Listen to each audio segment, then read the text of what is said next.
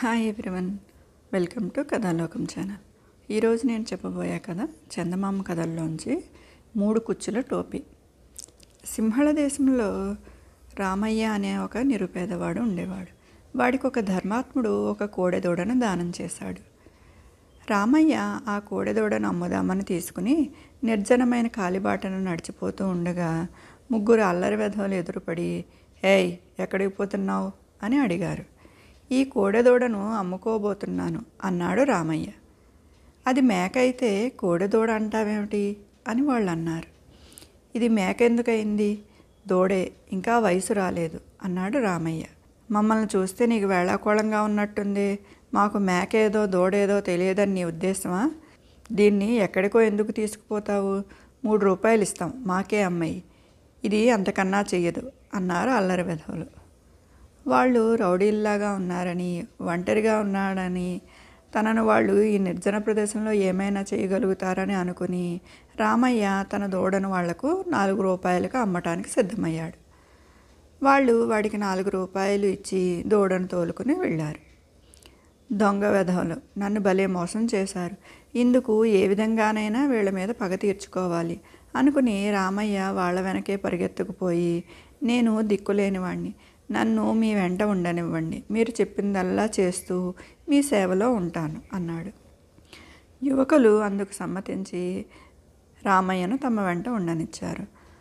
అందుకు వాళ్ళు చింతించవలసిన అవసరం కలగలేదు. ఎందుకంటే రామయ్య వాళ్లకు అడ్డమైన చాకరీ చేసి చాలా సుఖంగా జరిగేటట్టు చేశాడు.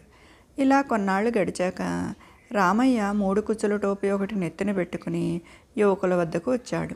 ఆ టోపీని చూసి 3 విరగబడి నవ్వసాగారు. "ఈ టోపీ మహత్తలు తెలిసినట్టయితే దాన్ని చూసి మీరింతగా నవ్వరు" అన్నాడు రామయ్య. "దాని మహత్తేమిటో నువ్వు చెప్పు, తెలుసుకుంటాం" అన్నారు యువకులు.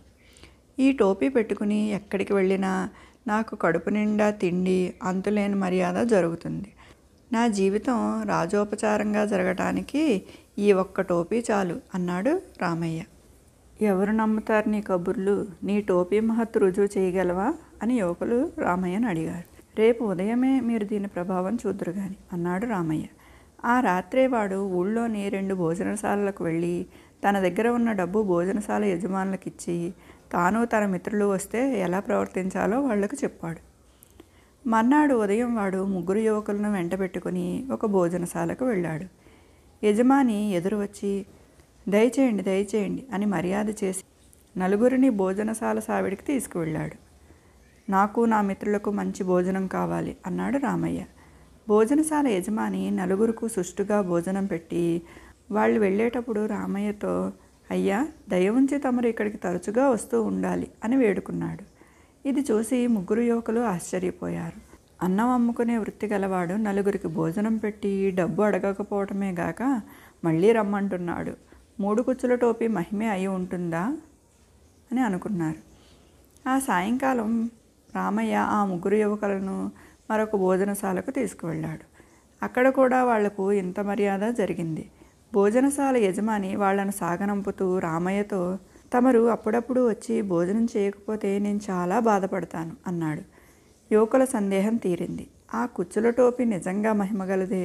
దాన్ని తమకు ఏ కాడికైనా అమ్మమని వాళ్ళు రామయ్యను వేధించసాగారు. "దీన్ని అమ్మనా? అమ్మితే నాగతి ఏమిటి?" అన్నాడు రామయ్య.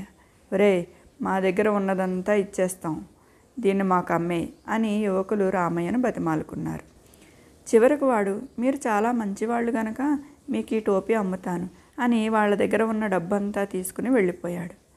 మర్నాడు ఉదయం 3 యువకులు కుచ్చుల టోపీ తమ వెంట తీసుకుని భోజనశాలకు వెళ్ళి చక్కగా భోజనం చేశారు. వాళ్ళు వెళ్తూ ఉంటే భోజనశాల యజమాని డబ్బులు ఇవ్వమని నిలదీశాడు. వాళ్ళు నిర్ఘాంతపోయి, "డబ్బు దేనికి?" అన్నారు. యజమాని వాళ్లను దొంగలని, మోసగాళ్ళని నానా తిట్లు తిట్టి డబ్బులు వసూలు చేసి మరీ వెళ్ళనిచ్చాడు. వాళ్ళు యువతలకు వచ్చి, "ఈ టోపీని ఎవరో ఒకరు నెత్తిన పెట్టుకుంటే గాని దీని మహిమ తెలీదు" అనుకున్నారు. ఆ రాత్రి వారిలో ఒకడు ఆ టోపీని నెత్తిన పెట్టుకున్నాడు. 3 కలిసి 2వ భోజనశాలకు వెళ్ళి సుఖంగా భోజనం చేశారు. వాళ్ళు డబ్బు ఇవ్వకుండా వచ్చేస్తుంటే అక్కడి యజమాని కూడా అటకాయించాడు.